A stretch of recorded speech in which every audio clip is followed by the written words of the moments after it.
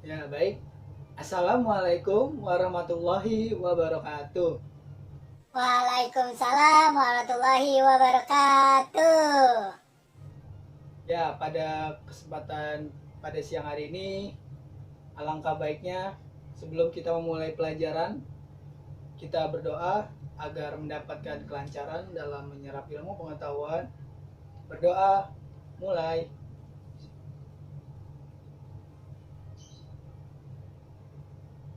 Ya, selesai.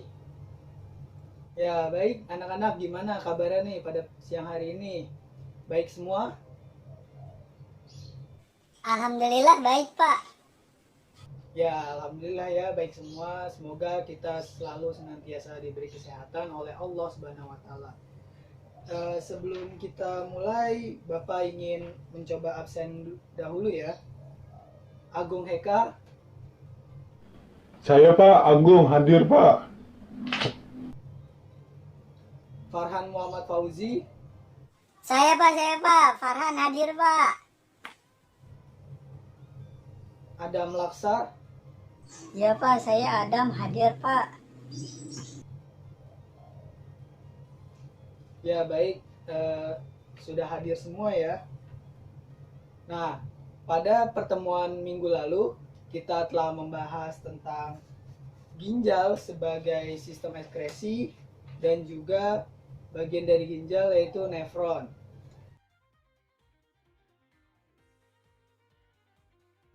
Nah, pada pertemuan kali ini kita akan membahas organ selanjutnya yaitu kulit.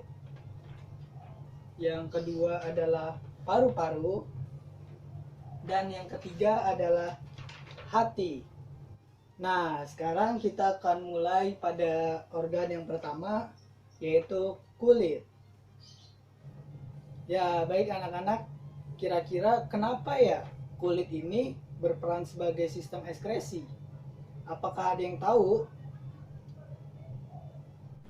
Saya Pak. Ya, Agung silahkan.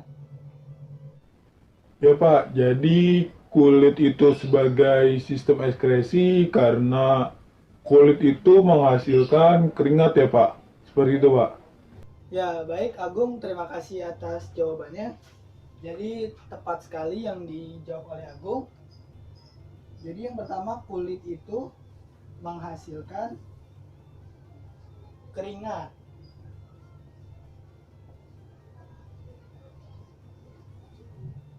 Nah, apa ada yang tahu lagi? Kira-kira keringat itu dihasilkan di bagian kulit mana ya? Saya Pak. Ya, Farhan silahkan. Ya Pak, jadi keringat itu dihasilkan di dalam kelenjar keringat. Nah, kelenjar keringat itu terletak di lapisan kulit bagian dermis Pak. Ya, seperti itu Pak. Ya, terima kasih Farhan atas jawabannya. Jadi kalau kita sedang berolahraga dan tubuh kita terasa panas, lalu kulit akan mengeluarkan keringat. Nah, tepat sekali yang dijawab oleh Farhan. Jadi keringat itu dikeluarkan di dalam kelenjar keringat.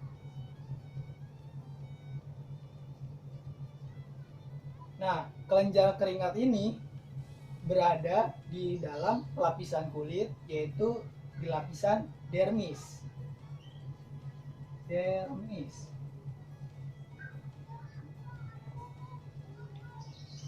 Ya, baik anak-anak. Jadi kulit itu memiliki 3 lapisan. Yang pertama adalah lapisan epidermis, yaitu lapisan atas. Lalu yang kedua adalah lapisan dermis, yaitu lapisan tengah. Dan yang ketiga adalah lapisan hipodermis, di mana itu adalah lapisan terdalam yaitu pada bagian bawah. Nah, jadi tadi telah kita sebutkan salah satu lapisan kulit yaitu dermis, di mana pada lapisan dermis ini memiliki suatu kelenjar yang bernama kelenjar keringat. Nah, kelenjar keringat ini berfungsi sebagai penghasil keringat. Nah, kira-kira apakah ada yang tahu fungsi dari keringat itu apa ya? Iya Pak, saya Pak. Jadi fungsi dari keringat itu ada yang pertama bisa mengontrol suhu, yang kedua bisa membakar kalori, dan yang ketiga itu bisa membuang racun dari dalam tubuh. Ya, baik Adam, terima kasih atas jawabannya. Jadi, tadi Adam telah menyebutkan fungsi dari keringat. Yang pertama adalah pengontrol suhu. Mengontrol suhu. Lalu yang kedua adalah membakar kalori. Membakar kalori.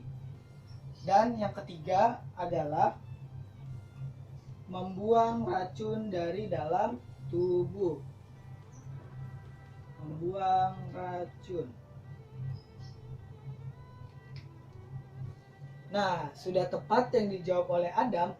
Jadi fungsi keringat yang pertama adalah mengontrol suhu. Kenapa keringat bisa mengontrol suhu? Karena pada saat kita merasa kepanasan ataupun kita melakukan kegiatan yang berat atau sedang berolahraga, kita pasti akan mengeluarkan keringat. Nah, keringat ini bisa menurunkan suhu tubuh agar kita tetap terasa dingin. Nah, untuk fungsi yang kedua yaitu adalah membakar kalori. Jadi kalau kita melakukan olahraga ataupun melakukan aktivitas yang berat, maka kita akan mengeluarkan keringat. Nah, keringat ini bisa membakar kalori sehingga kita terasa lebih bisa menurunkan berat badan. Nah, untuk yang ketiga yaitu adalah membuang racun. Kenapa keringat ini bisa membuang racun? Karena pada saat kita mengeluarkan keringat, pori-pori di kulit kita terbuka sehingga kotoran-kotoran ataupun racun-racun yang di dalam tubuh kita itu dapat keluar bersama si keringat ini, seperti itu. Nah, itu tadi penjelasan tentang manfaat atau fungsi dari keringat. Sekarang kita akan membahas tentang efek negatif atau kerugian dari kita ketika kita berkeringat. Nah, coba Riza, kamu sebutkan apa efek negatif atau kerugian ketika kita saat berkeringat itu seperti apa? Duh, gue ditanya lagi, mana gue nggak tahu apa-apa. Duh, gimana ya jawabnya ya? Sebentar ya Pak, saya cari dulu Pak jawabannya. Sebentar ya Pak. Duh, apa ya jawabannya ya? Duh, kurang tahu saya Pak. Ya baik, Riza sepertinya merasa kesulitan.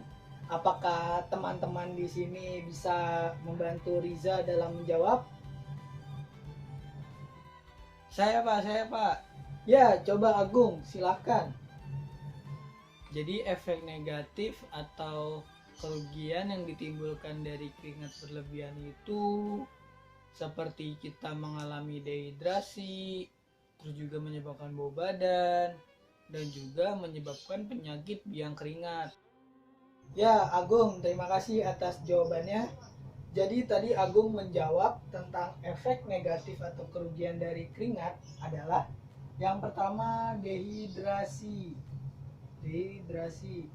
Dan yang kedua adalah bau badan. Dan yang ketiga adalah penyakit biang keringat atau gatal-gatal. Biang keringat.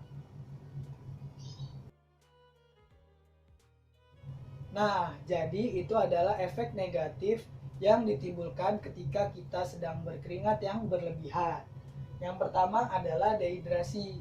Kenapa sih kalau kita berkeringat berlebihan itu menyebabkan dehidrasi? Karena pada saat kita berkeringat yang berlebihan, itu kulit akan mengeluarkan cairan-cairan tubuh atau mengekskresikan cairan tubuh sehingga di dalam tubuh akan mengalami kekurangan cairan. Efek negatif kedua yang ditimbulkan dari keringat berlebihan adalah bau badan.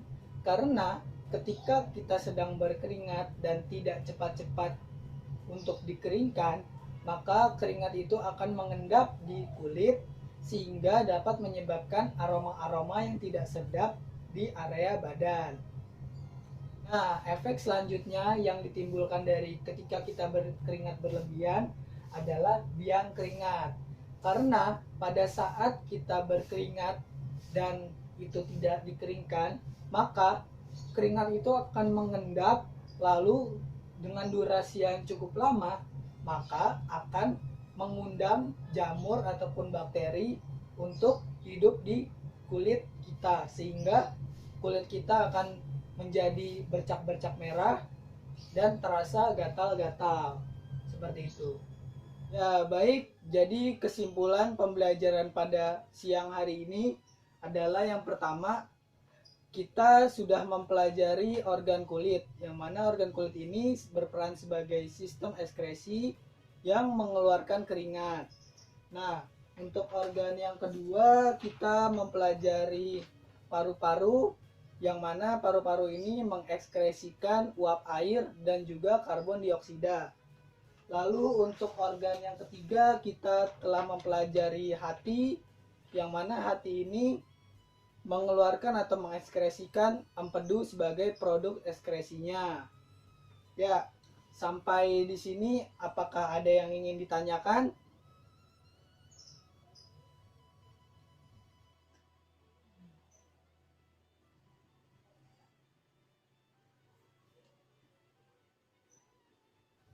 Ya, baik, jika tidak ada pertanyaan, maka sebelum kita tutup pelajaran pada siang hari ini, ada baiknya kita mengucap hamdalah, alhamdulillahirabbil alamin.